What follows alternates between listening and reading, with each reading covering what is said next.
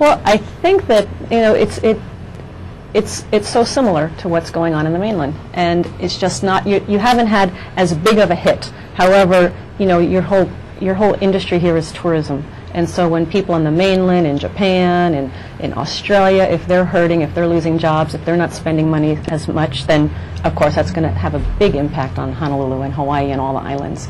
So I really do think this global problem is going to be around for a while. I just am not sure where the recovery will happen. And your talk is going to be focusing on women. Yes. And you've got some of these kind of shocking statistics out there. What are some of them? What are some of the statistics that you see? This is why I talk to women about money and about investing, is because what happens so often is most women don't make their financial life a priority until they have what I call a wake-up call. So that could be a divorce. So the statistic on divorce is 1 out of 2 marriages ends in divorce, and the first year after a divorce, a woman's standard of living drops an average of 45%. So her standard of living goes down.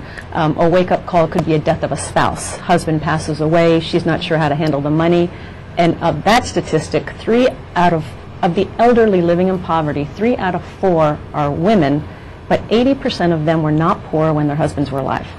Another statistic is that 58% of female baby boomers, these are women 40s to 60, have less than $10,000 set aside for retirement. So if they lose a job or they get ill, all of a sudden they have this wake-up call and they don't know how to handle it. So many of us women, as we get older especially, find ourselves in these financial crises. So all I'm saying is it's time that women, take responsibility for their own finances, be prepared for whatever happens in your life.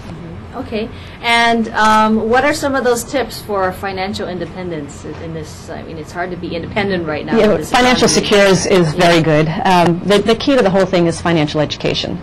And the more educated you are, the more opportunities you have in terms of money, in terms of investing. So how you get educated really starts with the attitude, with the mindset of, I am going to take personal responsibility for my financial life. I'm not going to depend upon somebody else, a husband or a family member. I'm not going to blindly turn my money over to some money manager and not worry about it, because nobody's going to manage your money better than you are. So number 1 would be the attitude. Number 2 is vocabulary. You've got to learn the language of money. And for many women, oftentimes it seems intimidating or overwhelming because there's so much jargon. People love to use, the cap rate and the PE ratios and derivatives and all this terminology, but it's very, very simple if you just look up the words. And the third thing is you've got to understand the numbers. And oftentimes women go, oh, my eyes glaze over, I'm not good with numbers. And if you can add, subtract, multiply, and divide, you can handle it. And so that's why a lot of what we do with the cash flow game is about learning the vocabulary, learning the numbers, things like that, so you can understand using play money while you make mistakes. Okay. And you actually came up with this game, or you and your husband? My husband and I did, yes. Okay. Matter of fact, this was the first product of the Rich Dad Company. And you started the clubs too, right? Yes. Yeah. Yes. It's what's really fascinating. We have the board game to teach you about money and about investing and about how to read financial statements. And today, totally separate from us, they've just popped up spontaneously. We've now discovered about 3,500 cash flow clubs all over the world, people just getting together to play the game, because we designed it so that people could teach people. Great. So can we maybe go through it a little bit and then see what's on the game? Right. Well, in 94, my husband Robert and I, quote, retired, meaning we had enough money coming in from our investments, mostly our real estate, more money coming in than was going out in our living expenses. So at that point, we were financially free. We no longer had to work for money, and people kept asking us, how did you do it? How did you do it?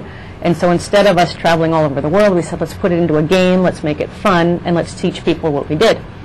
So this here is where most people are today. This is the rat race, and this is where you get up, you go to work, you pay your bills, you get up, you go to work, you pay your bills, you got your credit cards, you got your kids, you got everybody to pay for, and so this is where a lot of people are, and this is where we start. And just in the real world, we've got small deals. And what's one thing of the rat race that we can focus on? Well, we have a thing called doodads. Okay, doodads are those things that you just spend money on that don't make you any money. I'm not a believer in giving up your lattes. I like the lattes. I just want to create the income the cash flow that's going to pay for my lattes. Okay. So this is all the doodads that you pay for and doesn't get you ahead financially. Okay. So we'll focus on that little shot. Okay? Okay. Then we have the opportunities, and the opportunities, what's interesting is when you're starting out, you want to start small. I always say start small. You know, put a little money down. Don't bet the ranch. Mm-hmm. Today, if you wanted to, you could go out and buy a 1-ounce silver coin. It's going to cost you about $18, and you have this thing called a commodity. And the beauty of it is if you start small and put a little money down, your interest goes up. So you start to see, you know, you go online and see, is the price of silver up? Is it down? You'll start to see articles in newspapers. Mm-hmm. So I always say start with a small deal. Okay. Now, there are people that like to start with the big deals, but they never get anywhere because they don't have the money, but they have this ego.